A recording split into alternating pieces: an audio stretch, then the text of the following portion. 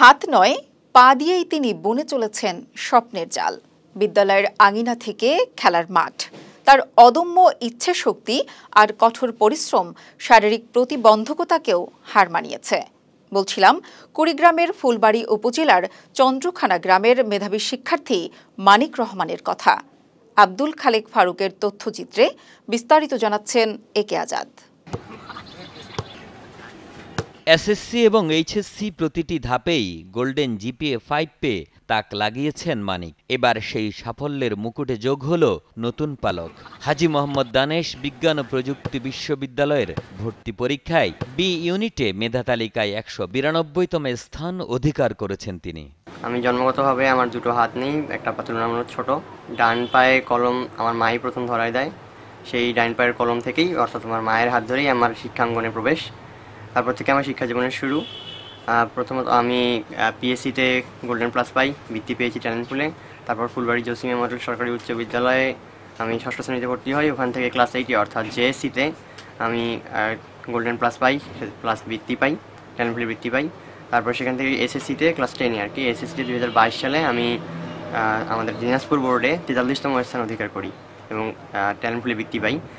তারপর আমি সৈয়দপুর সরকারি বিজ্ঞান কলেজে একাদশ দ্বাদশ শ্রেণীতে ভর্তি হই। সেখান থেকে আমি 2024 সালে এইচএসসিতে গোল্ডেন প্লাস পাই এবং আমি সাধারণে বৃত্তি পাই। তারপর আমার এডমিশন জার্নি শুরু। তারপর আমি অনেক বিভিন্ন বিশ্ববিদ্যালয়ে পরীক্ষা দিয়েছিলাম।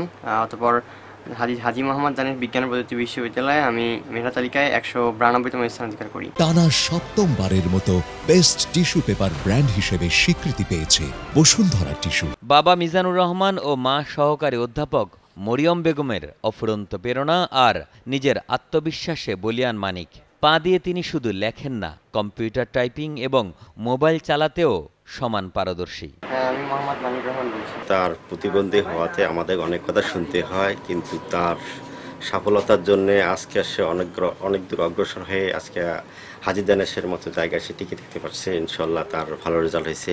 ওর বড় ইচ্ছা ছিল যে বুয়েটে ইঞ্জিনিয়ারিং পড়বে, কিন্তু বুয়েটে তার শারীরিক কন্ডিশনের জন্য হবে না, পরিচালক সেখানকার আমাদেরকে জানায়।